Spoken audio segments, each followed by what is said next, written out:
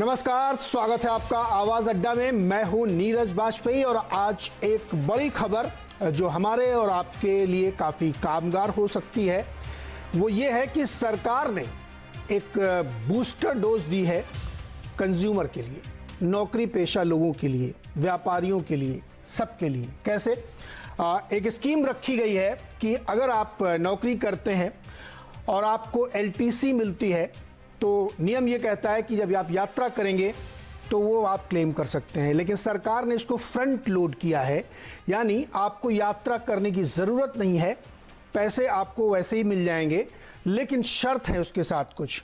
इसके साथ ही एक फेस्टिवल एडवांस की भी घोषणा की गई है कि वो आप सरकार से ले सकते हैं, एडवांस में आपको मिलेगा और उसके बाद उसको बिना ब्याज के हर महीने 10 महीने में आप उसको चुका सकते हैं। ये तो बड़ी स्कीम रखी गई। इसके साथ ही राज्य और केंद्र सरकार के लिए कैपिटल एक्सपेंडिचर के खर्चे दिए गए हैं, यानी राज्य सरकार 12,000 करोड़ रुपए सरकार से ले सकती हैं और वो 50 साल बाद चुकाना होगा, तो एक तरीके से वो आप कह सकते हैं कि बड़ी राहत है। और केंद्र ने अपने लिए 25,000 करोड़ रखे। ये तमाम सारी स्कीम्स इसलिए कि कंजम्पशन बढ़े। जो बार बार ये होती थी कि सप्लाई साइड को बहुत दुरुस्त कर दिया है, कंजम्पशन नहीं बढ़ रहा है, उसके लिए सरकार ने ये व्यवस्था की है। लेकिन इन सारी स्कीम के ऊपर एक स्टार लगा हुआ है। जैसे कि आप जब किसी सेल में जाते हैं मॉल में ना, तो लिखा रहता है कि 3 शर्ट खरीदिए 2 शर्ट फ्री, 7 शर्ट खरीदिए 4 शर्ट फ्री, लेकिन एक स्टार लगा रहा होता है। वो स्टार क्या है? वो स्टार ये है कि अगर आप अपनी एलटीसी को फ्रंट लोड यानी पहले से पूरा पैसा लेना चाहते हैं बिना यात्रा के, तो उसके 3 गुने के बराबर आपको खर्च करना पड़ेगा। तब इस स्कीम का आपको फायदा मिलेगा, क्योंकि जैसे ही ये लीजर ट्रेवल अनाउंस, जो लीजर ट्रेवल कंसेशन है वो अनाउंस में कन्वर्ट होगा तो वो टैक्सेबल हो जाएगा। उस टैक्स से आपको बचना है तो सरकार ने ये व्यवस्था की है। इसी प्रकार से जो आपने फेस्टिवल एडवांस लिया है उसको भी क्लेम करने के लिए आपको खर्च करना पड़ेगा। तो क्या ये स्कीम इतनी आकर्षक है कि डिमांड बूस्ट कर देगी? क्या ये स्कीम इतनी आकर्षक है कि आप दुकान पे दौड़ते हुए चले जाएंगे खरीदारी करने के लिए, शॉपिंग के लिए? क्या ये स्कीम इतनी आकर्षक है कि जीएसटी का कलेक्शन थोड़ा बढ़ जाएगा? और क्या ये स्कीम इतनी आकर्षक है कि दुकानों पे, मॉल्स में भीड़ दिखने लगेगी? इसी पे बातचीत करेंगे कि ये स्कीम जो है वो कितनी आकर्षक है और इससे क्या फायदा होगा। क्योंकि कुल माना यह जा रहा है, वित्त मंत्री जी का अनुमान है कि 73,000 करोड़ रुपए एस्टिमेटेड हैं कि ये बाजार में आएंगे कंजम्पशन के तौर पर, केवल सरकारी कर्मचारियों की तरफ से। अगर इसमें प्राइवेट भी जोड़ लें तो डबल कर लीजिए, 1.5 लाख करोड़ हो गया। तो देखते हैं इस स्कीम का क्या नफा नुकसान हो सकता है। लेकिन इससे पहले आपको एक बाइट सुनाते हैं वित्त मंत्री निर्मला सीतारमण जी की। Measures by the government to stimulate demand must not burden the common citizen with future inflation. We've kept that in mind. We've also kept it in mind that it must not put government debt on an unsustainable path. We've kept that thought also in our mind, which is important for us to remember here, because today's solution should not cause tomorrow's problem. तो सुना आपने scheme जो रखी गई उसके बारे में वित्त मंत्री जी ने समअप किया है। और हमारे साथ जो बातचीत करने के लिए मेहमान हमने बुलाए हैं, सैयद जफर इस्लाम, भारतीय जनता पार्टी के राष्ट्रीय प्रवक्ता और राज्यसभा के सांसद हैं। सुनील सुब्रमण्यम जी हैं जो मैनेजिंग डायरेक्टर और चीफ एग्जीक्यूटिव ऑफिसर हैं सुंदरम म्यूचुअल फंड के। यतीश राजावत जी हैं, पब्लिक पॉलिसी एक्सपर्ट हैं और तमाम सारे ये सर्वेज भी करते रहते हैं। शरद कोहली जी हैं, जाने माने टैक्स एक्सपर्ट हैं, टैक्स गुरु हैं हमारे। तो जो टैक्स का बड़ा फ़ायदा इसमें बताया जा रहा है उसके बारे में भी उनसे पूछेंगे। सैयद जफर इस्लाम के पास सबसे पहले चलते हैं। सैयद जफर साहब, बड़ी शानदार स्कीम रखी सरकार ने, तो मैं मान के चलूँ कि करीब 1.5 लाख करोड़ का कंजम्पशन अगले 31 मार्च से पहले हो जाएगा। देखिए नीरज जी, अब से पहले लोग ये बार बार बात कर रहे थे कि कंजम्पशन साइड कुछ करना चाहिए, सप्लाई साइड में तो बहुत अच्छा किया और इनकमिंग डेटा जितने इस महीने सितंबर तक के डेटा जो आ रहे हैं, अब तक जो आ चुके हैं, वो दिखा भी रहा है बहुत प्रॉमिसिंग है। रिकवरी, शार्प रिकवरी है, वी टाइप रिकवरी है। कई चीज जो है on year and year basis पे पॉजिटिव हो गई, चाहे जीएसटी कलेक्शन हो, चाहे आप पावर डिमांड हो, चाहे ऑटो सेल्स हो, बहुत सारी चीजें, बहुत सारे पैरामीटर्स में देखिए बहुत शार्प रिकवरी है। तो सप्लाई साइड जो हमने आत्मनिर्भर पैकेज जब अनाउंस किया था तो हमने उस वक्त भी बोला था कि हम सप्लाई साइड को एड्रेस कर रहे हैं और डिमांड साइड जब जैसे जैसे रिस्ट्रिक्शन खत्म होता जाएगा, जैसे जैसे हालात बेहतर होंगे, अनलॉकिंग होगा, वैसे वैसे डिमांड साइड में भी हम अच्छे मेजर्स लेंगे। हमने कभी नहीं कहा था कि ये इसका आत्मनिर्भर पैकेज के बाद कुछ नहीं करेंगे। हमने आपके प्रोग्राम में कई बार कहा कि डिमांड साइड जैसे रिस्ट्रिक्शन खत्म होगा, डिमांड साइड में भी हम कुछ जरूर मेजर्स लेंगे, और ये उसी का नमूना है जो आज आपके सामने पेश किया गया, जिससे डिमांड पुश की तरफ, इससे जाहिर है डिमांड पैदा होगा, हाथ में पैसा आएगा तो डिमांड पैदा होगा। और उसके अलावा जो अगर आप देखिए तो जिस तरह से पिछले डिमांड देखिए रूरल साइड में जिस तरह से रेगुलर डिमांड है, जिस तरह से आप देखिए कि जो एक्सटर्नल डिमांड जो है उसमें बहुत फास्ट रिकवरी है।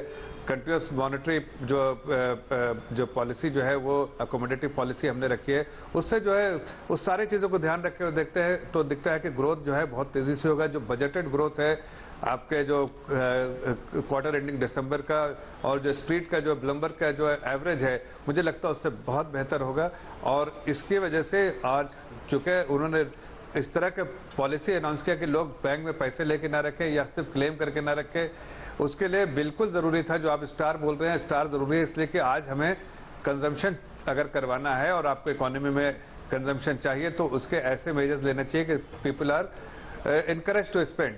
तो वो हमने कोशिश की है। मुझे पूरी उम्मीद है कि जो कॉन्ट्रैक्शन हुआ था वो अब एक्सपेंशन बहुत तेजी से दिख रहा है, और हर एरिया में हर सेक्टर में एक्सपेंशन दिख रहा है, और वो हमें तेजी से ग्रोथ की तरफ, जो तेजी से ग्रोथ होना चाहिए था होगा। जो सितंबर प्री कोविड लेवल से अब देखिए तो बहुत सारे चीजों में जो है अचीव कर गए। चाहे पीएमआई इंडस्ट्रियल प्रोडक्शन में देखिए तो इंडस्ट्रियल का देखिए, हाँ सर्विसेज में कम है इसलिए कि अभी रेस्टोरेंट। जफर साहब रुकिए, बहुत ब्रॉडर पिक्चर की तरफ पहुंच गए। मैं थोड़ा सा पीछे लाना चाहता हूँ, बड़ी बड़ी पिक्चर अभी मत बनाइए। मुझे ये बताइए डिमांड कैसे बढ़ेगी? ये जो स्कीम है एलटीसी वाली, इससे कैसे बढ़ेगी डिमांड, मुझे ये बताइए आप। देखिए कोई भी ऐसी स्कीम जिससे कि आपको इनकरेज किया जाए खर्चा करने के लिए, और वो खर्चा करे, जब आम आदमी खर्चा करेगा, जो सेंट्रल गवर्नमेंट एम्प्लॉय और अगर प्राइवेट सेक्टर एम्प्लॉय भी खर्चा करते हैं, तो जाहिर है उसका अगर उसके साथ बेनिफिट एसोसिएट रिस्ट्रिक्शन है तो बेनिफिट भी एसोसिएटेड है। तो आप उस बेनिफिट को, कोई भी चीज को लैप्स करने से ज्यादा है आदमी खर्चा करेगा और उसका पूरा एडवांटेज लेगा। हमने आप सरकारी एम्प्लॉय का भी एक माइंडसेट होता है। हम खुद सरकारी एम्प्लॉय एक बार रहे हैं और मुझे लगता है कि ऐसे जो स्कीम्स आते हैं उसको सरकार के जितने भी मुलाजिम हैं वो बहुत पॉजिटिव तरीके से लेते हैं, ये अपॉर्चुनिटी के लिए कि हमको खर्चा करने की अपॉर्चुनिटी है। इसके साथ रिस्ट्रिक्टिव मेजर्स हैं, मैं तो कह रहा हूँ रिस्ट्रिक्टिव मेजर जो इसको स्टार कर, इसलिए कि हम इनकरेज कर रहे हैं, हम थोड़ा ऐसा आप इनकरेज कर रहे हैं लेकिन आपने स्टार लगा रखा है। आप शर्तों के साथ मुझे कैसे इनकरेज कर सकते हैं बताइए? नहीं, शर्त इसलिए जरूरी है कि आप देखिए बहुत सारे जो पैसे डायरेक्ट बेनिफिट ट्रांसफर होते हैं, मैं एक छोटा सा मिसाल देता हूं।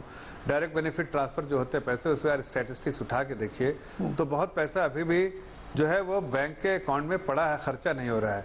तो आपको ऐसे जरूर मेथड अपनाने पड़ेंगे जिसमें आदमी अगर उस पॉलिसी को, उस फायदे का को चाहता है, अवेल करता है, तो उसको वो रिस्ट्रिक्शन जो है उसको कंप्लाई भी करना पड़ेगा ताकि वो उसको अवेल कर पाए। ये मजबूरी है कि इसलिए कि हमें चाहिए कि आज मुझे कोई स्टैटिस्टिक्स चाहिए, कोई मेजर तरीका चाहिए जो मेजर कर पाए हम कि हाँ ये जो है डिमांड को पुश करने के लिए ये खर्चा होगा। इसलिए कि जब एक्सपेंशनरी मोड में अभी जो हमारी ये है इकोनॉमी है, उसमें इस तरह के पुश से बहुत अच्छा होगा। अब 2-3 और आंकड़े दे तो आपको शायद आपके लिए जो चूंकि आपने सवाल पूछा, देखिए इन्वेंट्री खत्म हो गया। इन्वेंट्री जो है जो इंडस्ट्रियल प्रोडक्शन टू इन्वेंट्री जो है वो आपको देखिए आज के दिन में बहुत कम इन्वेंट्री है, और इन्वेंट्री को बढ़ाने के लिए इंडस्ट्रियल प्रोडक्शन होगा। तो उस तरह से एम्प्लॉयमेंट सर अभी थोड़ी देर पहले आंकड़ा आया है -8% है आईआईपी, -8% आईआईपी है। 6.4 का हमारा नेगेटिव अनुमान था, उससे भी ज्यादा आया है। वो देखिए मैंने कहा ना कि ये एक्सपेंशनरी मोड नहीं, मैं देखिए जफर साहब मेरा सवाल ये है कि अगर आप मेरे साथ आप शर्त लगा रहे हैं, मेरे साथ आप शर्त लगा रहे हैं कि आप 10 रुपए खर्च करिए, 3 रुपए टैक्स बच जाएगा, लेकिन शर्त ये कि आप 20 रुपए और लगाइए अपने पास से, क्या मैं इसके लिए तैयार हो जाऊंगा? देखिए नहीं, आप अगर देखिए, आप जैसे छोटा सा एग्जांपल देते हैं, आप जब सेव करते हैं टैक्स, जब टैक्स सेव कर स्कीम में डालते हैं सेक्शन 80 और दूसरे स्कीम जो है अंडर सेक्शन 80 में जो आप जो टैक्स बेनिफिट्स लेते हैं, तो उसमें भी आपको इन्वेस्टमेंट्स करना ही पड़ता है इंफ्रास्ट्रक्चर में और अलग अलग। सर वो प्रोडक्टिव इन्वेस्टमेंट होता है जफर साहब, वो प्रोडक्टिव इन्वेस्टमेंट है जी। ये डेप्रिशिएटिंग इन्वेस्टमेंट की बात आप कर रहे हैं कि जाइए बाजार में टीवी फ्रिज कार खरीदिए जो पहले दिन से 30% डेप्रिशिएशन में आ जाएगी, उसका इसका कंपेयर मत करिए। अगर मैं एनएससी जाके खरीदता हूं या किसान विकास में खरीदता हूं तो वो एप्रिशिएटिंग एसेट है टैक्स बचाने के लिए, लेकिन ये डेप्रिशिएटिंग है और वो भी तुर्रा ये कि आप 12% से कम जीएसटी वाला माल नहीं खरीदेंगे। देखिए दो चीजें आपने मेरे लिए चॉइस कहां छोड़ी है? डेट टू जीडीपी नहीं, एक मिनट, आदमी जैसा निर्मला जी भी ने कहा, और अगर आप आंकड़े में जाइए तो डेट टू जीडीपी जो है वो इस वक्त जो है, इसलिए कि हमने रेवेन्यू शॉर्टफॉल हुआ जो 2 महीने में, और आगे आने वाले दिनों में भी रेवेन्यू शॉर्टफॉल हो सकता है, इसलिए कि जो ऑफसेट करेंगे, जो टैक्स लॉस, टैक्स का आगे टैक्स ना देके जो पीछे जो लॉस हुआ उसका ऑफसेट करेंगे कॉर्पोरेट, तो हो सकता है रेवेन्यू लॉस थोड़ा हो। और तो उसके लिए सरकार ने पहले जो है वो गवर्नमेंट एडिशनल बोरिंग ने इसके 4.3 लाख करोड़ का अनाउंसमेंट किया है, तो उससे डेट टू जीडीपी बढ़ा। जाहिर है कि endlessly government can not raise money और स्पेंड करने के लिए, तो जाहिर है कि उसको ध्यान में रखते हुए कि फिस्कल डेफिसिट बियॉन्ड पॉइंट नहीं जाए और उसके नहीं सर देखिए इससे अरे सर जफर भाई रुकिए, जफर भाई रुकिए, देखिए यही तो है ना, बैलेंस शीट और जो एक्सेल शीट वाली जो इकोनॉमिक्स होती है ना, वो थोड़ा उलझा देती है आम आदमी को, उसको समझ में नहीं आती। आप लोग एक्सेल पे बैठ के आंकड़े लगा लेते हैं, वो आंकड़े समझ में नहीं आते। आपने जुलाई 21 तक के डीए फ्रीज कर रखे हैं सर, तनख्वाहें कट गई हैं, आप मुझसे कह रहे 3 गुना पैसा खर्च कर लीजिए, कैसे करूंगा मैं? जुलाई 21 तक के डीए फ्रीज है ना सर, केंद्र सरकार के कर्मचारियों को डीए नहीं मिल रहा है सर, तनख्वाहें बहुत सारे प्राइवेट कर्मचारियों की कट गई हैं। मैं ये कह रहा हूं नीरज जी कि देखिए, ये आपको जो सहूलियत दी गई है उसके साथ थोड़ा रिस्ट्रिक्टिव क्लॉज है, मैं मानता हूं इस बात को, और इसलिए दिए गए है कि इस पे आपको अगर खर्च करना है तो आज करना है, कल नहीं करना है, इसकी वजह है। और आप भी कहते हैं बार बार कि ऐसी कोई पॉलिसी लेके आए जिससे डिमांड को पुश किया जाए, डिमांड तो ये डिमांड को पुश किया जाए सर। एक अच्छा, मैं दूसरे में मानूं तो चलता हूं जफर भाई, डिमांड पुश करने के लिए आप मुझे ये आइडिया थोड़ी दे सकते हैं कि मैं अपना घर बेच दूं और कल जाके कार, स्कूटर, फ्रिज, टीवी ये सब खरीदने लगूं। अरे डिमांड पुश करने का एक तरीका होगा ना सर, ऐसा थोड़ी डिमांड पुश करने के लिए कुछ भी कर देंगे हम। नहीं, देखिए दूसरा, आप अगर कह रहे हैं कि आप इसका ऐसा फिस्कल स्टिमुलस करो कि जो सिर्फ पैसा ही खर्चा करते रहो, तो आप बताइए कि सरकार के पास क्या इतनी आमदनी है? नहीं, रेवेन्यू स्ट्रीम जो है आपकी सरकार की वो आपको पता है। आपको फिस्कल डेफिसिट कहां पर आप रखना चाहते हैं? कल को अगर फिस्कल डेफिसिट हमें 11% ये बात सारे लोगों ने इसी चैनल पे बैठ के, सुनिए एक मिनट, बहुत सारे लोगों ने कहा कि फिस्कल डेफिसिट की अगर आप इतनी चिंता करेंगे तो फिर काम नहीं बनेगा, थोड़ा सा तो आपको रिलैक्स करना पड़ेगा ना सर। नहीं तो आपको बता दें, देखिए जो लोग बोलते हैं वो अधूरी बात कहते हैं। अधूरी नहीं, आपके यहाँ के प्रवक्ता आगे बोलते हैं। इकोनॉमिस्ट बैठे हैं हमारे भाई, अरे भाई सुनिए ना, फिस्कल डेफिसिट अगर आप बहुत बढ़ा देंगे तो आपकी जो रेटिंग है वो नीचे चले जाएगी। रेटिंग अगर डाउनग्रेड होने के बाद आप अगर इन्वेस्टमेंट ग्रेड नहीं रहे तो उसके जो डिसएडवांटेज है आपको पता है। एक कंट्री चला रहे भाई, सिर्फ छोटी से हर डिसीजन खाली इमोशंस पे नहीं ले सकते ना। हम तो सारे आंकड़े आपको दे रहे हैं कि हमको रेटिंग का भी, एक सरकार को रेटिंग की भी चिंता है, इसलिए कि एक्सटर्नल रेटिंग जो है, एक्सटर्नल रेटिंग एजेंसीज की रेटिंग वो बहुत रिलेवेंट है। ठीक है सर, जब हमारे एक्सपर्ट बैठे इनसे पूछ लेते हैं, इन्वेस्टमेंट से इनसे जानकारी ले लेते हैं भाई। हाँ, मैं उनके सब काउंटर जी बिल्कुल करिएगा। सुनील सुब्रमण्यम जी, आएगा इतना डिमांड पुश होगा जो ये स्कीम सामने रखी गई है? मुझे नहीं लगता नीरज। क्यों नहीं लगता? क्या है ना, ये क्यों नहीं लगता, क्योंकि ये बॉक्सिंग में आप ग्लव्स पहन रहे हैं ना, उसके अराउंड अपने क्लॉथ डाल दिया। आपकी इच्छा है कि अब जोरदार मारे हैं और उसमें पुल बैक कर रहे हैं, ये कंडीशनलिटीज करके, ये करके, क्योंकि आम आदमी की सोच जो है आज क्या है कि लॉकडाउन के कारण, कोविड के कारण ज्यादा खर्चा नहीं कर रहा है, उसके इमोशनल सेंटिमेंट को बढ़ाने की सपोर्ट चाहिए थी। अगर आप कह रहे हैं कि 12% के ऊपर वाला जीएसटी में जाके करो, फेस्टिवल दे रहे हैं बट वापस देना है ना उसको। ऐसा नहीं कि आप बांट रहे हैं पैसा ना, आप एडवांस दे रहे हैं और बाकी उसको रिपे करना है। तो ये साइकोलॉजिकली जो कहते हैं ना कि आप पेड़ काटने जा रहे हैं या आप उसके पत्ते को काट रहे हैं, राइट? तो मेरे ख्याल में ये एक टेस्ट थी। अब फिस्कल स्टिमुलस और बढ़िया ज्यादा और कुछ करना चाहिए गवर्नमेंट को आने वाले दिन में। ऐसी बातों से मैं नहीं समझता कि एक माहौल है कि गवर्नमेंट कुछ कर रही है, बस एक PR एक्सरसाइज में कहूंगा। रियल जबरदस्त करना चाहिए तो यू हैव टू, जैसे आपने कहा कि फिस्कल डेफिसिट में खर्चा करना चाहिए। अभी वो 21 लाख करोड़ का बताया था, बट फिस्कल डेफिसिट में 1% का ही असर उन्होंने प्लान किया था, राइट? तो अल्टीमेटली, एंड जो बात जाफर जी कह रहे थे कि रेटिंग, अरे आज यूएस में फिस्कल डेफिसिट 19% में है। क्या उनकी रेटिंग में कुछ खराबी आ रही है? अरे कोविड क्राइसिस सबके लिए क्राइसिस है ना, तो रेटिंग एजेंसीज भी थोड़ा इसके एक लीवे देंगी सभी को कि इस साल इतनी दुर्घटना हुई है तो इसके कारण कुछ जबरदस्त एक्शन लेना है। एज लॉन्ग एज जो एक्शन दे रहे एक permanent boost, demand boosting action हो।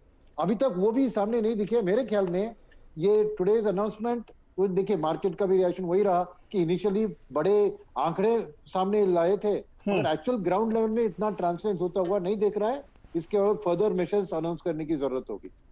जी, यतीश राजावत जी, आप सहमत हैं सैयद जफर साहब से कि लोग खर्च करने के लिए बिल्कुल निकल पड़ेंगे घर से? नीरज जी, इसको समझने के 3 तरीके हैं। जब आप तूफान में होते हैं और आप नैया को डर डर के रोएंगे तो आर पार नहीं हो पाएंगे। तो ये शुरुआत है, पहली है। इसमें 2-3 चीजें अच्छी हैं और कुछ चीजें आधी अधूरी हैं। एक चीज जो अच्छी है वो ये है कि आप 10,000 रुपए का उसको इंटरेस्ट फ्री लोन दे रहे हैं और वो फेस्टिवल एडवांस की तरह काम करेगा। देखिए, त्योहार आ रहे हैं, नवरात्रे आ रहे हैं, उसके बाद दशहरा है, फिर दिवाली है, फिर नया साल है, क्रिसमस है। तो इस दौरान पे लोग खर्च करते हैं। अगर उसको 10,000 रुपए इंटरेस्ट फ्री मिल रहे हैं तो वो उसको जरूर खर्च करेगा। तो ये 10,000 का जो स्कीम है, जिसमें एक्सपेक्टेशन ये है कि 4,000 करोड़ के करीब एक्सपेंडिचर होगा केंद्र सरकार के मुलाजिम के जरिए, और 8,000 करोड़ का एक्सपेंडिचर होगा राज्य सरकार के मुलाजिम से। मेरा यह मानना है कि केंद्र सरकार के जो एम्प्लॉयज हैं वो तो करेंगे खर्च, लेकिन राज्य सरकार के एम्प्लॉयज नहीं खर्च करेंगे, क्योंकि राज्य सरकार, कोई भी राज्य सरकार इस हालत में नहीं है कि वो अपने एम्प्लॉयज को भत्ता भी दे सके या एक्स्ट्रा कैश दे सके। क्योंकि ज्यादातर अगर आप 4 या 5 बड़े राज्य ले लें, जैसे तमिलनाडु, आंध्र प्रदेश, महाराष्ट्र, कर्नाटका, राजस्थान, यूपी, तो इन सब का जो उधार है वो इस सीमा पे पहुंच गया कि एक तरह से लिक्विडिटी क्राइसिस की तरफ ये मुड़ रहे हैं। तो राज्य सरकार तो इसमें भाग मेरे हिसाब से बड़े राज्य नहीं ले पाएंगे। छोटे राज्य जैसे हिमाचल प्रदेश है, जो बजट सरप्लस चल रहा है, फिस्कल सरप्लस चल रहा है, वो ले पाएगा। उत्तराखंड फिस्कल सरप्लस चल रहा है, वो ले पाएगा। कुछ नॉर्थ ईस्ट के राज्य हैं जिनके पास मतलब केंद्र सरकार से काफी पैसा आता है, वो शायद कर पाएंगे जी। बाकी जो रहा ये इसका LTC का, इसके भी 2 भाग हैं। जो 3 गुना आप कह रहे हैं, 3 गुना खर्चा करना पड़ेगा, वो तो शायद लोग नहीं करेंगे। लेकिन जो लीव इनकैशमेंट है, जिसपे आप कह रहे हैं कि लीव इनकैशमेंट को इक्वल करना पड़ेगा, तो वो हो सकता है कि वो सरकारी मुलाजिम को इस्तेमाल करें, क्योंकि वो। यतीश जी, आपकी आवाज में थोड़ी सी दिक्कत आ रही है, ऑडियो में ठीक कराता हूं उसको। कोहली जी के पास चलते हैं। देखिए, इसमें कोहली जी, मैं करेक्ट करिए अगर मैं, LTC और लीव इनकैशमेंट एक पैकेज है, अलग अलग नहीं हो सकता कि आप लीव इनकैशमेंट ले लीजिए और LTC एक्साइज मत करिए। तो इसलिए करेंगे, दोनों करेंगे, वरना नहीं करेंगे। तो एक तरीके से कहें तो 4 गुना करना पड़ेगा। कोहली साहब, क्या जब लोग टैक्स प्लानिंग करते हैं, तो अभी तो LTC में ऐसा कुछ था नहीं, लेकिन अब उसको अनाउंस बना दिया गया कि आप उसमें 3 गुना करिए। आप चूंकि लोगों के टैक्स प्लानिंग भी करवाते हैं, जनरली क्या लोगों की ये टेंडेंसी होती है कि वो कुछ टैक्स बचाने के लिए उसका ट्रिपल चौपल खर्चा करने के लिए तैयार हो जाए, वो भी इस समय? नीरज, इसके दो पहलू हैं। मैं आपको इसको तकनीकी तौर पे पहले समझा देता हूं, क्योंकि कहीं कोई डाउट ना रहे, जब आपको पूरी तरह से जो स्कीम आई है वो समझ के, और फिर मैं उसका पहलू बताऊंगा जी। पहली बात तो एलटीसी ये सेंट्रल गवर्नमेंट एम्प्लॉइज के लिए अनाउंसमेंट की गई है। सेंट्रल गवर्नमेंट एम्प्लॉइज को 4 साल में 2 बार, आपको पता होगा, वो लीव ट्रैवल कंसेशन ले सकते हैं। उसके बदले में उनको second class AC fair rail का या इकोनॉमी क्लास एयर फेयर दिखा करके अपने घर जाने के लिए या कहीं घूमने के लिए आप उसको अवेल कर सकते हैं। अब ऐसा हुआ कि बहुत सारे सेंट्रल गवर्नमेंट एम्प्लॉइज ने एलटीसी अवेल नहीं किया, खासकर इस साल जो ये साल बीता इसमें अवेल नहीं किया। तो सरकार को लगा कि ये अभी अनअवेल्ड पड़ा हुआ है, तो चलिए, अगर पुराने सालों का भी अनअवेल्ड पड़ा है तो आप उसको, वो जब तक आप ट्रैवल नहीं करेंगे, जब तक टिकटें नहीं दिखाएंगे, तब तक तो आप उसको क्लेम नहीं कर सकते। तो एक सुविधा दे दी गई कि चलिए, आपको मान लीजिए घर के लिए मुझे एक टीवी, एक फ्रिज, एक माइक्रोवेव खरीदना है, मान लीजिए 60,000 रुपए का आता है, तो मैं उसमें 20,000 रुपए मेरे वो वहां से आ जाएंगे, क्योंकि अदरवाइज मैं उसको रीइंबर्स नहीं कर पा रहा था, क्योंकि मैंने एक्चुअली ट्रैवल के रीइंबर्समेंट्स दिए नहीं थी, मैंने कुछ ऐसा दिखाया नहीं था कि मैंने ट्रैवल किया है। अब आप ये 12% जीएसटी इन चीजों पे लगता है, तो 12% या उससे ऊपर जीएसटी दिखा के आप उसको अवेल कर लेंगे। एक तो ये पहलू है। दूसरा पहलू है जो प्राइवेट सेक्टर के एम्प्लॉइज हैं, नीरज, ये ध्यान दीजिएगा, जो एलटीए उनको मिलता है। अब प्राइवेट सेक्टर में जो एलटीए मिलता है, जिसको हम लीव ट्रैवल अलाउंस कहते हैं, लीव ट्रैवल अलाउंस और लीव ट्रैवल कंसेशन में फर्क है जी, उसको एलटीए, वो जो एलटीए मिलता है वो आपको इररिस्पेक्टिव मिलता है। मतलब अगर आपने ट्रैवल नहीं भी किया है तो कंपनी अपने एम्प्लॉयर को एलटीए देती है। फर्क यह है कि 4 साल में 2 बार वो टिकट्स दिखा के उसकी टैक्स एग्जेम्पशन क्लेम कर सकता है, पर मिलता उसको निरंतर रहता है। तो ये सेंट्रल गवर्नमेंट एम्प्लॉइज और प्राइवेट सेक्टर एम्प्लॉइज में, नीरज, हमको ये फर्क समझना पड़ेगा। मेरी जो दूसरी और अहम टिप्पणी वो ये है कि सेंट्रल गवर्नमेंट एम्प्लॉइज की गिनती करीब करीब, मैं अगर एग्जैक्ट नहीं बता रहा हूं, तो 50 लाख के आसपास है। 4 मेंबर मैं उनके घर के मान लेता हूं। मान लीजिए 2 करोड़ 2.5 करोड़ के बीच में हम पॉपुलेशन को एड्रेस कर रहे हैं, अगर हम खाली सेंट्रल गवर्नमेंट की बात करें। तो मेरा जो इससे थोड़ा शिकवा है, और जफर भाई इससे सहमत होंगे, आप भी सहमत होंगे, कि जो बाकी की 131 करोड़, अगर 133 करोड़ में आबादी इस देश की लेता हूं, बाकी की 133 करोड़, चलिए गरीबों को निकाल देते हैं, पर इस देश की जो अमेरिका की पॉपुलेशन की साइज की मिडिल क्लास है, उस मिडिल क्लास की बहुत बड़ी जनसंख्या इससे वंचित रह जाएगी। केवल सैलरीड क्लास, वो भी सेंट्रल गवर्नमेंट की, उसके लिए यह फायदा पहुंचता है। हाँ, एलटीए आप अवेल कर रहे हैं, आपने ट्रैवल नहीं किया, पर एलटीए में प्राइवेट सेक्टर एम्प्लॉइज को मैं आपको बता दूं कि इतना फर्क नहीं पड़ेगा। तो क्या हम खाली सेंट्रल गवर्नमेंट एम्प्लॉइज, जिनका डीए मानिए रोक किया गया, पर उनकी नौकरी पक्की थी, उनको तनख्वाहें मिलती रही, उनकी जॉब पक्की थी, उनकी कोई सैलरी काटी नहीं गई, ठीक है, डीए जुलाई 21 तक जरूर रोक दिया गया है, पर ओवरऑल उनकी नौकरी सिक्योर है। पर बहुत बड़ा तबका ऐसा है प्राइवेट सेक्टर का, जिसमें करीब करीब 2 करोड़ लोग हैं, व्हाइट कॉलर्ड एम्प्लॉइज की मैं बात कर रहा हूं, 2 करोड़ लोग ऐसे हैं जिनकी नौकरी, जिनकी तनख्वाहें कट करी जा चुकी है या जिनकी नौकरियां जा चुकी हैं। तो मेरा शिकवा सिर्फ यह है कि उन लोगों के लिए, उस बड़ी मिडिल क्लास के लिए, नीरज, क्या सरकार आगे कदम उठाने जा रही है, या यहीं पर ये जो कंज्यूमर स्पेंडिंग की मुहिम शुरू हुई है, ये यहीं पर चल के रुक जाएगी? मैं ये जानने के लिए ज्यादा व्याकुल हूं कि क्या ये कंज्यूमर स्पेंडिंग का पहला स्टेप है, या ये आखिरी, अगर ये आखिरी स्टेप है तो बहुत बड़ी मिडिल क्लास इससे वंचित रह गई। नीरज, मेरा सवाल यह है सर कि जो भी आंकड़े हैं सरकार के दिए हुए हैं, अभी अगर आप फेस्टिवल एडवांस में देख लीजिए तो 8,000 करोड़ रुपए बनता है, और उसका भी जो बताया गया था 5675 और 1900 करोड़ रुपए, वो भी 7,500-8,000 करोड़ के आसपास बनता है। 16,000 करोड़ रुपए से आप कौन सी डिमांड पुश कर लेंगे? नंबर 1।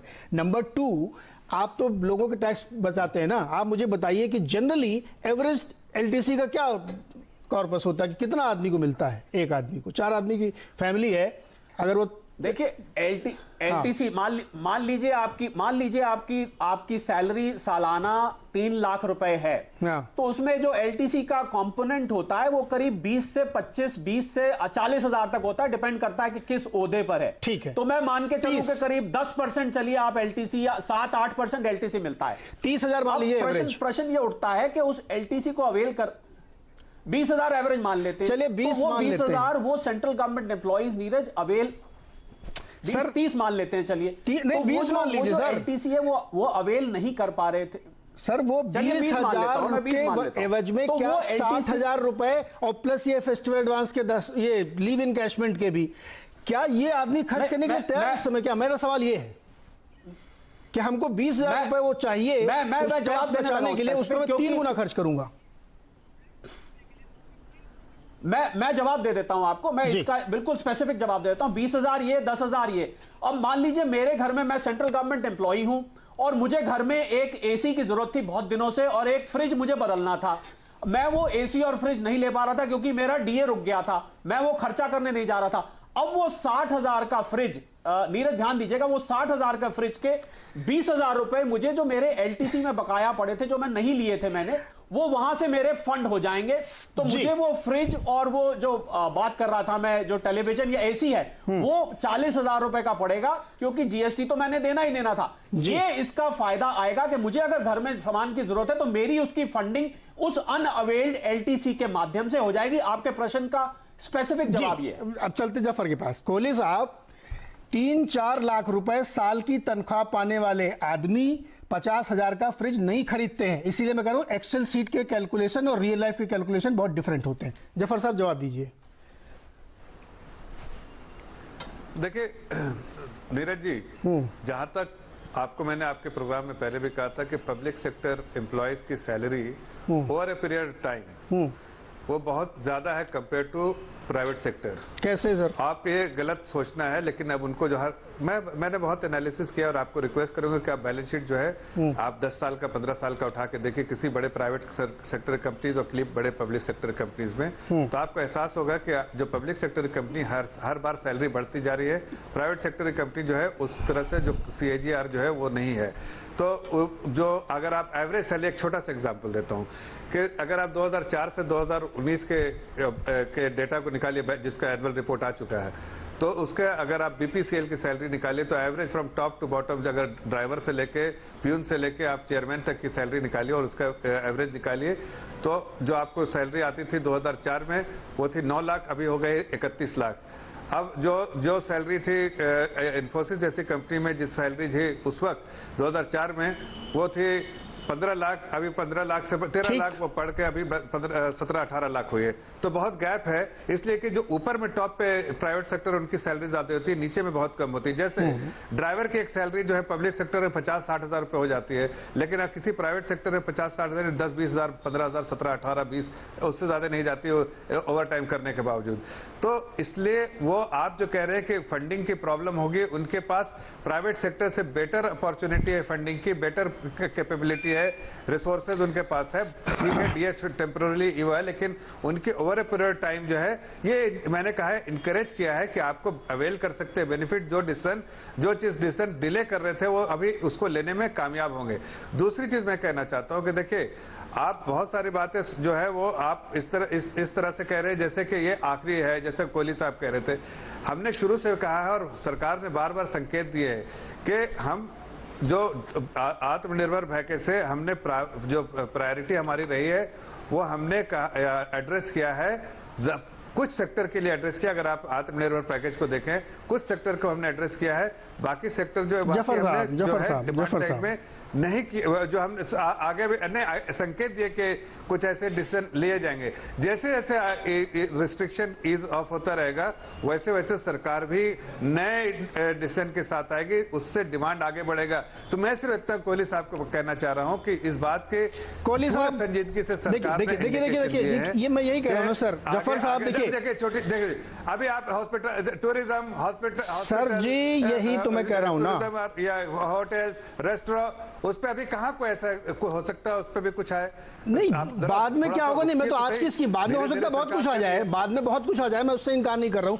आज जो है मैं उसकी बात को देखिए, बहुत छोटी छोटी चीजें हैं जो नहीं जो बड़ी बड़ी बातों में छिप जाती हैं सर, जो छोटी छोटी चीजें हैं बड़ी बड़ी बातों में छिप जाती हैं। आपने पब्लिक सेक्टर यूनिट्स और केंद्र सरकार के कर्मचारियों को अलग अलग कर दिया, ठीक है, कोई दिक्कत नहीं। BPCL, HPCL, IOC, कोल इंडिया के जो भी कर्मचारी हैं, 30 लाख रुपए वाले की मैं एवरेज लेता हूं। 30 लाख रुपए वाले कोहली जी कितना बनता होगा LTC साल का? वो करीब 1-1.5 लाख रुपए लगा के चलिए, इतना हो जाता है। तो 4.5 लाख रुपए वो खर्च करेगा क्या? आप 1 साल की बात कर रहे हैं? नहीं, वो जो 30 लाख के ब्रैकेट वाला आदमी है, उसका LTC बन गया 4 साल के ब्लॉक का, कितना पैसा बनेगा उसका? अब उसका 3 गुना करके बताइए वो कैसे खर्च करेगा, वो क्यों खर्च करेगा? नीरज, पैसा बन गया, अगर मैं तो उसी लॉजिक से जा रहा हूं जो लॉजिक से फर्क दे रहे हैं। मेरे घर में मुझे कंज्यूमर मेरे घर में अगर कंज्यूमर ड्यूरेबल्स मुझे चाहिए और मेरे वो बहुत साल से मैंने रोक रखे हैं, अब उस एलटीसी को मैं फंडिंग कर दूंगा वो खरीदने के लिए, क्योंकि वो एलटीसी में अवेल नहीं कर पा रहा था। नीरज, इसमें समझने वाली बात यह कि वो एलटीसी जब तक आप टिकटे नहीं देते हैं, आप उसको अवेल नहीं करते, वो आपका वेस्ट हो जाता है। तो मुझे लग रहा है कि सरकार ने कोशिश करी है कि वो जो एलटीसी वेस्ट हो रहा था ट्रैवल नहीं करने की वजह से, अब आप उसको फंडिंग कर दीजिए। आपने अगर घर का कोई सामान खरीदना है, ऐसा कोई चीज खरीदनी है, आप उससे जाके खरीदिए। देखिए, टैक्स इसका एक अलग एस्पेक्ट है। पहले यह है कि ये पैसा आप नहीं ले पा रहे थे, आप उसको ले लीजिए, क्योंकि अब आगे त्योहार आ रहे हैं। किसी अरे सर, त्योहार आ रहे हैं, सब ठीक है, खरीदना, किसी ने वॉशिंग मशीन, सब ठीक है सर। मैं वही तो कह रहा हूं ना कि अभी मैं आ रहा हूं सर, नीतीश जी आपके पास आ रहा हूं। आपकी बात मैंने मान ली कि मुझे टीवी खरीदना है, फ्रिज खरीदना है, स्कूटर खरीदना है, एक ओके। आप उस कैटेगरी के व्यक्ति का मुझे 4 गुना करके बताइए कि क्या वो इस परिस्थिति में उतना पैसा खर्च करने जाएगा, क्या पैसा निकलेगा क्या? मेरा क्वेश्चन ये है, क्योंकि जफर साहब को तो आंकड़ा ये भी है जो आज कहा गया है कि बहुत सारे लोगों ने पैसे बचा के रख लिए, उनको ये जानकारी है, इसलिए वो पैसा निकलवाना है मेरे को। जिसकी 30 लाख रुपए साल की सीटीसी है, उसका कितना बनता है एलटीसी, और उसका 3 गुना करके मुझे बताइए कि वो कब खरीदने जाएगा सामान। सर, ये एक्सेल सीट के आंकड़े हैं। नीरज, अगर मेरी 2.5 लाख रुपए महीने की सैलरी, आपने 30 लाख का पैकेज बताया, हाँ। अगर उसके हिसाब से मेरी महीने की 2.5 लाख रुपए की मान लीजिए सैलरी है, और साल का मेरा करीब 1.5 से 2 लाख रुपए एलटीसी निकल के आता है। हाँ। अब मुझे अगर घर का, देखिए, घर का सामान के लिए आप जोड़ के रखते हैं हमेशा, आपको टीवी फ्रिज कुछ लेना है तो आप एकदम नहीं जाते हैं, खासकर नौकरी पेशा वाले, वो कुछ सेविंग करके। अब मेरा उसमें कम पड़ रहा है, मुझे लग रहा है कि मैंने उसके लिए 1 लाख कलेक्ट कर लिया, 50,000 मुझे कम पड़ रहा है, तो मैं अपने एलटीसी के माध्यम से उसकी फंडिंग कर दूंगा। कुछ इस तरीके का खाका बनाया गया है कि आप उसको एलटीसी अनअवेल्ड को यूज करके, साथ साथ सरकार का जीएसटी भी आता रहे, जीएसटी की कलेक्शन को इस तरीके का, मतलब डायरेक्ट कंज्यूमर स्पेंडिंग। सर, मैं यही तो कह रहा हूं ना। देखिए, आर्थिक स्थिति से अगर आप समझेंगे, हाँ। तो 2-3 तरह के एक्सपेंडिचर होते हैं, ठीक है? एक प्लान्ड एक्सपेंडिचर होता है, एक अनप्लान्ड होता है, जैसे कि मेडिकल इमरजेंसी हो जाए, या आपका एसी बंद हो जाए, या आपको फ्रिज खरीदना ही पड़े, या आपका मोबाइल टूट जाए, तो ये अनप्लान्ड एक्सपेंडिचर है। लेकिन जो प्लान्ड एक्सपेंडिचर होता है, जैसे नवरात्रे है, नवरात्रे में आप कुछ प्लान्ड एक्सपेंडिचर करते हैं, जिसके लिए आप पैसा बचा के रखते हैं। उसमें जो आप उस एक्सपेंडिचर को एक नज किया है, एक उसको थोड़ा सा नज किया है, जो इकोनॉमिक्स में एक एक्सेप्टेड मेथोडोलॉजी है, दुनिया भर में इस्तेमाल होती है। हर गवर्नमेंट, सरकार पूरी तरह से आपको पैसा नहीं देती, आपको नज करती है खर्चा करने के लिए, ठीक है? आपका खर्चा जो प्लान था उसको आप करें, और तुरंत करें, 31 मार्च तक आप करें। क्योंकि देखो नीरज, ये समझो, हर आदमी डरा हुआ है, हर आदमी इस चीज से डरा हुआ है कि आगे क्या होगा, मेरी नौकरी बचेगी कि नहीं बचेगी, मेरी कमाई बचेगी कि नहीं बचेगी, मैं चलूंगा कि नहीं चलूंगा। उसने अपने जो प्लान्ड एक्सपेंडिचर थे उनको पोस्टपोन कर दिया है। पिछले 6 महीने में कोई प्लान्ड एक्सपेंडिचर नहीं किया। बच्चे को मोबाइल फोन लेना था, क्योंकि उसको अब उसकी ऑनलाइन क्लासेस हो रही हैं, तो नहीं लिया उसने, या उसका एक लोअर वर्जन ले लिया, या अपना फोन दे दिया। तो ये जो एक्सपेंडिचर्स हैं, जो नेसेसरी हैं और प्लान्ड है, इसको नज किया गया है। और ये नज ऐसा नहीं है कि इसका मल्टीप्लिकेटिव इफेक्ट कोई ज्यादा होता है, लेकिन इसका इफेक्ट होता है। और मेरे हिसाब से जो जफर साहब कह रहे हैं कि ये फर्स्ट स्टेप है, आई थिंक जो सेकंड स्टेप है वो ये भी होगा कि जो प्राइवेट सेक्टर के एम्प्लॉयज हैं, जो मतलब ज्यादा मिडिल क्लास जो कंज्यूमर्स हैं, वो प्राइवेट सेक्टर एम्प्लॉयज हैं, अगर वो इसको नहीं, यतीश जी सुनिए ना, मैं ये कह रहा हूं, आपने खुद एस्टिमेट करके भी बताया कि 12,000 करोड़ रुपए इसमें, 12,000 करोड़ इसमें कितना टैक्स इसमें सरकार बचा लेती। अगर आप अपफ्रंट उसको पूरा पैसा दे रहे थे तो उसमें कंडीशन क्यों लगा रहे थे? आप उसको दे देते कि आपका एलटीसी का जो 4 साल का ब्लॉक है, ये पूरा आपको एक साथ दिया जाता, ट्रेवल करने की जरूरत नहीं, मर्जी जहां खर्च करिए, आदमी दौड़ के जहां खर्च करता। आप उसके साथ इतनी शर्तें जोड़ने में क्यों खर्च करूंगा भाई? मैं वो बेसिक बात देखिए आपकी सही है कि वो 3 गुना अर्थशास्त्र हो में कि वो अर्थशास्त्र में और एक्सेल सीट में जब तो आप आपके साइकोलॉजी भूल जाते हैं ना तो दिक्कत खड़ी होती है। गणित में बहुत अच्छा लग रहा है 73,000 करोड़ 1.5 लाख करोड़, फिर उसको और मल्टीप्लाई कर लीजिए 4 लाख करोड़। मैं तो एक और लॉजिक देता हूं आप लोगों को, एक लॉजिक और देता हूं कि जब आप मॉल में जाते हैं तो आप एक चीज नहीं खरीदते हैं, आप विंडो शॉपिंग में एक की बजाय 3 खरीद लेते हैं, प्लान करके जाते हैं, एक शर्ट खरीद लेते हैं 2 शर्ट, तो आप उसको भी जोड़ लीजिए तो 4 लाख करोड़ का खर्चा होगा। Do you agree with this? I agree with your point that वो जो 3 गुना है उसको आप 2 गुना भी कर सकते थे, तो उसको 1.5 गुना भी कर सकते थे और उसको सिंपल वही कर सकते। ये तो सरकार की वो है कि वो उसको क्या करती है, लेकिन हाँ ठीक है, उसको शायद प्राइवेट सेक्टर एम्प्लॉयज उनको ये फ्रीडम दे दी जाए कि अगर आप 2 गुना करेंगे तब भी आपको ये बेनिफिट मिलेगा टैक्स का, और वो एलटीसी में काउंट होगा, उसके लिए आपको बिल्स ट्रैवल के नहीं दिखाने देंगे। तो ये रूल्स और स्कीम जो आप ये सजेशन कर रहे हैं, मेरे ख्याल से ये अच्छी सजेशन है और ये सरकार को ये लेनी चाहिए, क्योंकि हर आदमी शायद 3 गुना नहीं खर्च कर पाएगा, और लेकिन जो इसकी तनख्वाह 8 से 10 लाख रुपए है और जिसको स्कूटर, मोटरसाइकिल, मोबाइल, एसी या कूलर या मतलब हीटर या वाटर हीटर, वो सब लेनी चीजें जो 10 से 20,000, 30,000, 40,000 की आती है, सुनील जी, उसमें वो फायदा होगा। आप इतने लॉजिक सुनने के बाद कन्विंस हो गए कि अब ये आ जाएगा खर्चा, या आपको लगता है कि बिना किसी शर्त के सिर्फ उतना ही अमाउंट आप मेरे अकाउंट में डाल देते, फ्रंट लोडिंग कर देते और मुझसे कहते आपको जहां मर्जी वहां खर्च कर लीजिए? 8,000 और 6,000 में कितना टैक्स सरकार वसूल लेगी, या कितना आप मुझसे कंजम्पशन करवा लेना चाहते हैं? जीएसटी तो ऐसे आप 12% के हिसाब से वसूल ही लेंगे मुझसे। आप बात सही कह रहे हैं। गवर्नमेंट को without condition, without pre condition लोगों को खर्चा करने का एक आशा उम्मीद करना चाहिए। देखिए आज खर्चा नहीं कर रहे हैं, ऐसा नहीं है कि गवर्नमेंट वाले को पैसा डीए नहीं मिल रहा है मगर तनख्वाह तो मिल रहा है, कैश तो है, फिर भी खर्चा नहीं कर रहा है। क्यों? क्योंकि आगे सामने उसको अनसर्टेनिटी दिख रही है ना कि कितनी हद तक ये चलेगी, महामारी क्या हो रहा है। तो ओवरऑल एक माहौल क्रिएट होना चाहिए। ये ऐसी बात जो है ना विद कंडीशनलिटी देना, ये गवर्नमेंट की इंटेंशन सही बता रही है, या और ये भी बता रही है कि government is willing to act, बस वो ठीक है। मगर at the end of the day हमारी इतनी आबादी जनता में के अंदर जाके किसी को खर्चा करने का मन लगना चाहिए ना, तो उसके लिए आपको माहौल क्रिएट करना चाहिए कि जो भी चीज हो गवर्नमेंट आपके पीछे है, हम करेंगे। बाकी देश के गवर्नमेंट को देखिए, अमेरिका को देखिए, राइट, उन्होंने पैसा हाथ में दे दिया, हर व्यक्ति को $2,000 हाथ में दे दिया और उनकी फिस्कल डेफिसिट भी गई 19% तक। तो कुछ एक लिबर्टी लेना चाहिए इस गवर्नमेंट को कि हम एक रिस्क ले रहे हैं। जो रेटिंग एजेंसी की रिस्क है, रेटिंग एजेंसी के साथ बैठ के बात करो ना, वो ये नहीं कह रही है कि आप खर्चा मत करो, बाकी देश को तो अलाउ कर रहे हैं। तो जो इन्वेस्टमेंट ग्रेड रेटिंग मेंटेन करना है, जाफर साहब ने कहा, मैं सही हूं, सलामत हूं उसके साथ, क्योंकि एफडीआई की जरूरत है, एफआईआई फ्लोज की जरूरत है। तो रेटिंग को बचाते हुए कुछ ऐसे चीज करो जहां से एक कॉन्फिडेंस, कंज्यूमर कॉन्फिडेंस वापस आ जाए। वो मेरे लिए बहुत अहम चीज होगी, और इतने टुकड़े टुकड़े ऐसे डालने से कुछ उतना फायदा नहीं होगा मेरे ख्याल।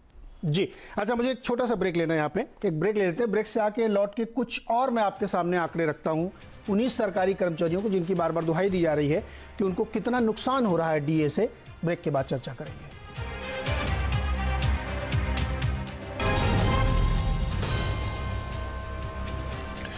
स्वागत है एक बार फिर से आवाज अड्डा में। और आज बातचीत ये हो रही है कि जो सरकार ने एलटीसी और फेस्टिवल एडवांस इन सब और लीव इनकैशमेंट की सुविधा दी है सरकारों को, फ्रंट लोड, यानी कि आपको बिना कुछ किए ही ये पैसा आपको मिल जाएगा, लेकिन शर्त है कि आपको वो खर्च करना पड़ेगा, तभी आपको वो छूट और वो रियायतें मिलेंगी। इसी पे आज बातचीत हो रही है और हमारे साथ बहुत ही विद्वान जन लोग जुड़े हुए हैं। सैयद जफर इस्लाम, सरकारी कर्मचारियों की बात हो रही थी।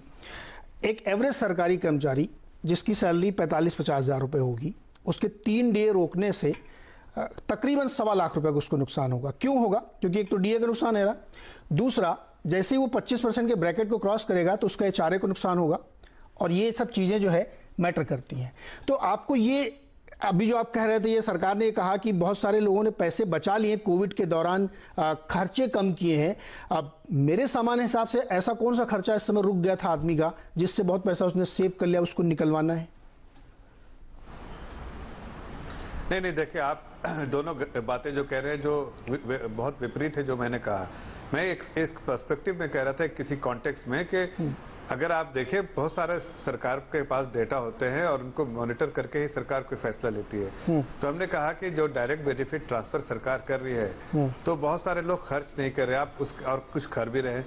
दोनों चीजें दिख रही है, जो नहीं कर रहे हैं वो भी दिख रहा है सरकार को, और जो आप देखें रूरल इकोनॉमी में जो इतना तेजी है वो भी दिख रहा है कि जिस तरह से ट्रैक्टर सेल्स बढ़ रहे हैं, जिस तरह से टू व्हीलर्स बढ़ रहे हैं, जिस तरह से ऑटो सेल्स जो गांव जिस तरह से जो ग्रोथ हो रहा है वो इकोनॉमिक एक्टिविटी वो भी दिख रहा है। तो मैंने कहा कि वो भी देखते हुए सरकार, लेकिन बहुत सारे जगह पर नहीं भी खर्च हो रहा है। तो मैं कह रहा था कि सरकारी एम्प्लॉयज की सैलरी जो कंपैरेटिवली जो प्राइवेट सेक्टर के एम्प्लॉयज है एवरेज, अगर एप्पल टू एप्पल कंपेयर किया जैसे peon to peon, driver to driver, executive to executive, CEO to CEO, तो आपको लगेगा कि कुछ ऊपर के लेवल को छोड़ के सब जगह सब पब्लिक सेक्टर एम्प्लॉयज के, खास के middle level and lower level पे बहुत ज्यादा सैलरी होती है प्राइवेट सेक्टर में। तो अगर उनका डीए टेम्पररी थोड़ा दिन के लिए रोका भी गया था इन टेम्पररी वजह से, बट उनको उसके बावजूद उनके जो इनकमिंग जो होम सैलरी जो है, जो घर पे आती हुई सैलरी जो है वो बेहतर है प्राइवेट सेक्टर के एम्प्लॉय से। प्लस जो एम्प्लॉयमेंट जो इतना आप जो बार बार जिसके गुहार लगाते थे कि 23% खत्म हो गया, लेटेस्ट डेटा सितंबर में वही सीएमआई के देखिए तो 5.2%, मतलब नौकरियां जो वापस आ गई प्री कोविड लेवल्स के आसपास और उससे बेहतर हो गई है। तो इससे समझ में आता है कि खर्चा करने के लिए लोगों के पास पैसे हो सकते हैं मुहैया, और अगर वो अवेल करना चाहें तो एक अपॉर्चुनिटी है।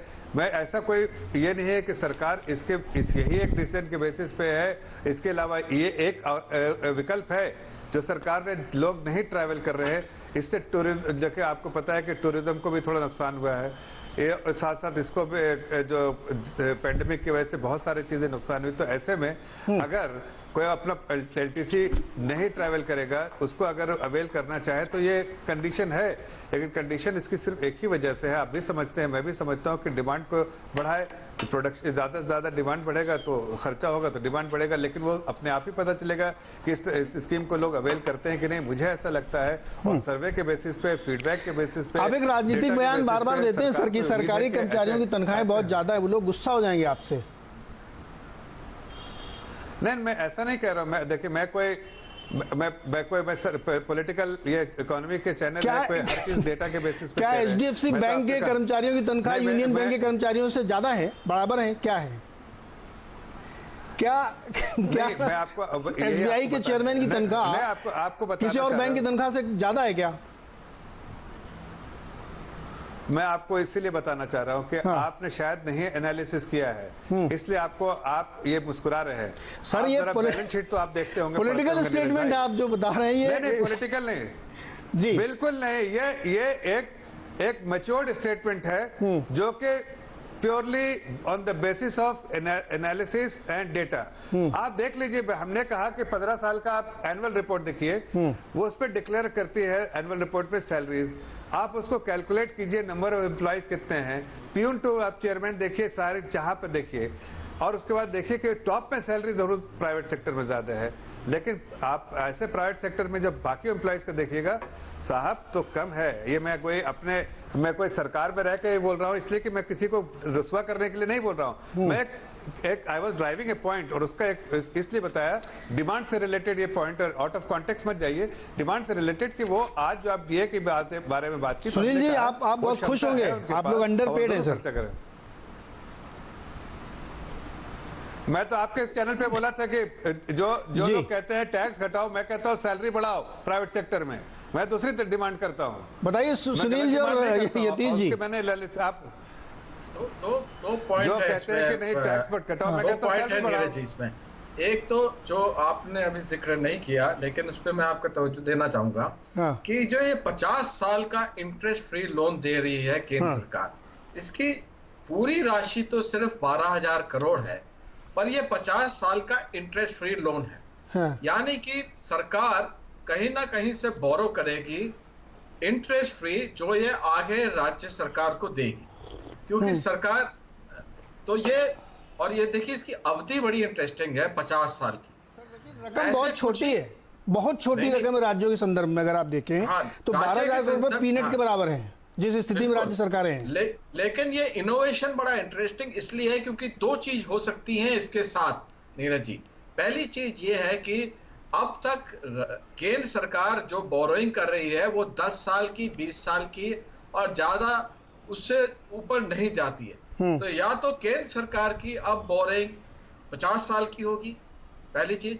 दूसरी चीज ये इस चीज का संकेत देती है आपको कि क्या केंद्र सरकार अब अपनी बाकी संस्थाओं के द्वारा सोवरेन बॉन्ड रेजिंग करेगी जिससे कि वो इंटरेस्ट रेट, जैसे कि आप जानते हैं कि जापान में इंटरेस्ट रेट नेगेटिव है, यूएस में इंटरेस्ट रेट 0% है, यूरोप की कई कंट्रीज में अब इंटरेस्ट रेट नेगेटिव है या 0 है। तो क्या सरकार अब इंटरनेशनली बोरो करके राज्य सरकार को देगी? पहली चीज।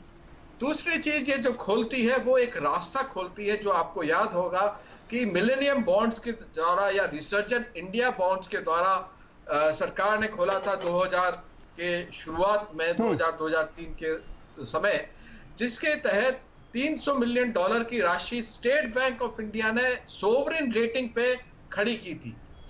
और ये मेरे ख्याल से एक बहुत ही अहम कदम है अगर ये इंडिकेट कर रही है कि सरकार अब इंटरनेशनल बोरोइंग करेगी। क्योंकि देखिए जब जी जवाब लेते ना इसका, राज्य सरकार 6.5% से 7.5% पे एचडीएल में बोरो कर रही है, अगर उनको ये इंटरेस्ट फ्री या 3% या 5% या 0% पे बोरो करने की विंडो मिलती है तो ये अपने आप में लिक्विडिटी के लिए बहुत इंपॉर्टेंट है। जफर साहब लिक्विडिटी जवाब दीजिए इसका। देखिए दो चीजें हो सकती हैं। पहली चीज तो ये कि जो आप बोल रहे हैं इंटरनेशनल मार्केट में बॉन्ड रेजिंग के लिए, वो मुझे नहीं लगता कि सरकार करेगी। और वैसे भी अगर आप 0% आप देखते हैं कि डॉलर बॉन्ड अगर 0% है तो वो उसका ये मतलब नहीं कि रुपये में वो 0% है। उसको जब आप कन्वर्ट करेंगे और लैंडेड कॉस्ट बेसिस पे अगर आप कन्वर्ट करेंगे तो आपको देखना पड़ेगा कि किस मैच्योरिटी के 50 साल के लिए कोई माइफोर नहीं है। अगर आप सरकार हेज भी करे तो कोई माइफोर नहीं है।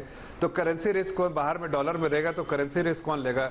आप माइफोर कर्व जो है 10 साल का नहीं, लिक्विडिटी नहीं, 5 साल का लीजिए तो 4, 5, 6-7% है। तो मतलब अगर आप चाहेंगे भी तो इसको अगर हेज करे, अगर सरकार वहां उससे रेस करके हेज करे तो आपको 7% खर्चा पड़ेगा। लेकिन इसमें मुझे लगता है कि देखिए सरकार की नीति तो सरकार बताएगी, लेकिन नहीं आप नहीं मतलब आप किस चीज के बारे में नहीं कह रहे, जरा उसका व्याख्या करेंगे क्या? हाँ, दो चीजें। एक तो कि फॉरेन करेंसी जो रिस्क है वो जरूरी नहीं है कि वो 5% या 7% है। आपको याद होगा कि कॉर्पोरेट बॉन्ड रेजिंग हुई है, रिलायंस ने रेज किया 50 साल का बॉन्ड, 100 साल का बॉन्ड यन में रेज किया और यन में उसको सोवरेन बॉन्ड रेजिंग की दर मिली है। और केंद्र सरकार ने कभी करेंसी के बारे में आपकी जानकारी नहीं है सर, आपको फॉरेन करेंसी के बारे में जानकारी नहीं, वरना आप ऐसा नहीं इस तरह की टिप्पणी करते। मैं आपसे उसमें उलझना नहीं चाहता हूं, मैं सिर्फ आपको बोलना चाहता हूं येन हो कोई भी किसी डिनोमिनेटेड बॉन्ड किसी भी डिनोमिनेटेड करेंसी में हो सकती है और उसको कन्वर्ट जब करेंगे रुपये में सर तो आपको उसके कन्वर्जन चाहे प्रिंसिपल हो एंड इंटरेस्ट दोनों को आपको हेज करना पड़ता है। हेजिंग मैकेनिज्म के लिए हेजिंग कॉस्ट लगती है। हेजिंग कॉस्ट के लिए इंडिया में जो है माइफोर कर्व है। माइफोर कर्व जो है उसका अगर आप उठा के देखिए तो 1 साल लिक्विडिटी नहीं है, 1 साल से 10 साल के बीच में माइफोर कर्व है, लेकिन जो लिक्विडिटी है 1 साल से 3 साल के बीच में या 5 साल में। अब आप हेज कितना करेंगे? हेज करेंगे तो कॉस्ट होगी। मुझे लगता है कि ऐसा नहीं, सरकार ने कोई 12,000 करोड़ के लिए इंटरनेशनल बोरिंग करेगी ऐसा मुझे नहीं लगता है। और अगर करेगी भी तो हो सकता है नहीं। जफर बहुत हमारे दर्शकों को बहुत ज्यादा डीप इकोनॉमिक वाले उसमें मत जाइए। मैं इसी सवाल को मोटे तौर पर रख रहा हूं, क्या 12,000 करोड़ की रकम पर्याप्त है राज्यों के लिए? देखिए मैं ये आपका जो कहना है कि जाहिर है डिमांड तो आज जिस सिचुएशन में सब स्टेट्स हैं, सब स्टेट्स के भी डिफिसिट बढ़ते जा रहे हैं और अगर खर्चा करेंगे, कैपेक्स करेंगे तो और बढ़ेगा। तो 12,000 करोड़ कोई बहुत बड़ी रकम नहीं है, लेकिन रकम इतनी भी है कि आपको जो कैपेक्स जो है बॉटलनेक कहीं पर हो तो उसको उस तरह के इंपॉर्टेंट जो कैपेक्स करने हैं तो उसमें मोमेंटम ला सकते हैं, सरकार की तरफ से उसका कंट्रीब्यूशन जा सकता है। देखिए आप इस तरह से एक मिनट मैं इस तरह से देखिए, आप बहुत सारी चीजों को आप देख रहे हैं कि पूरा एब्सोल्यूट अमाउंट जो है वो सरकार करेगी। मैं फॉर इंस्टेंस एक एग्जांपल देता हूं आपको कि सरकार को हर जरूरी नहीं, सरकार जो है एक अगर 2 लाख करोड़ रेस करना है तो सरकार को नॉट नेसेसरीली कि 2 लाख करोड़ पूरा करना पड़ेगा।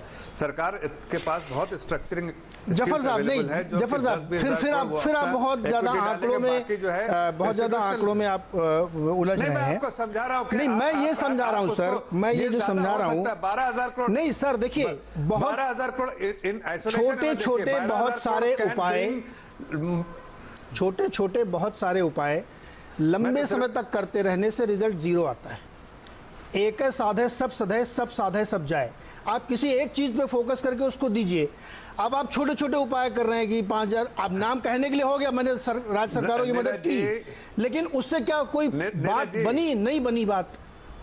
पॉइंट मेरा ये है सर, समय खत्म हो रहा है, 2 और मेहमान से छोटे छोटे जवाब दे देता हूँ।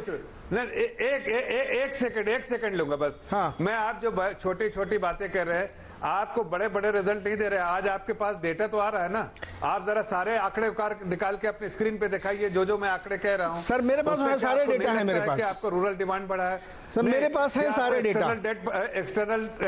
एक्सटर्नल डिमांड बढ़ा है कि नहीं, हमारा देखिए सर है कि नहीं, हमारा देखिए सारी चीजें दिखाती है कि ग्रोथ की तरफ जड़ रहे हैं। वो छोटे जो आप जिसको छोटे छोटे कहते हैं, हमने तो नहीं सर, नहीं देखिए ये इकोनॉमी में इससे बड़ा कोई पैकेज अनाउंस नहीं हुआ है। कौन वाला पैकेज सर? आत्मनिर्भर। अच्छा, आत्मनिर्भर की बात कर रहे हैं। भूल गए हो तो नहीं मैं भूला नहीं हूँ सर, 22.5 लाख करोड़ में कैसे भूल सकता हूँ? बहुत बड़ी रकम है, वो हमेशा याद रहेगी। अब समय कम, एकदम छोटे छोटे जवाब कोहली जी से और उनसे ले लेते हैं। कोहली जी आपके पास फाइनली, अब चूंकि समय एकदम कम है, समअप कर देते हैं इसको। स्कीम पे लोग निकलेंगे बाहर, पैसा खर्च करेंगे। आप तो सबकी बैलेंस शीट देखते हैं, उनकी मानसिकता भी देखते होंगे।